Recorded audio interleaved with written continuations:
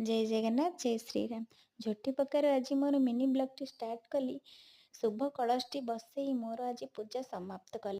राम मंदिर 25टा जेहेतु आज घरे अरुआर अन्न अरुआ भात सहित डालमा नहेले कौन मजा लगिवो से मो शाशु को सब परिवा धरेदेली।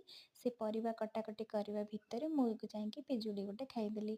तापर लंच में अरुआ भात, शशुर उष्णा भात, डालमा, आलू सीचा, झीर डालमा ता सहित कोबी भजा। एतिक कौन भात जीव सैड्रे काकुड़ी आचार को भी रखीदे समस्ते बसीगलु खाइबा लगी। समस्ते मिसिकी खाइबा ता सहित कदली पत्र खाइबार जो आनंद कि केमिति कह।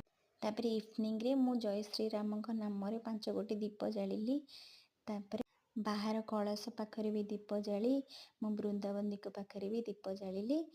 मोर मिनी ब्लॉग टी आपको जदि भल लगुता है तो लाइक शेयर कमेंट निश्चिंत करेंगे। जय जगन्नाथ।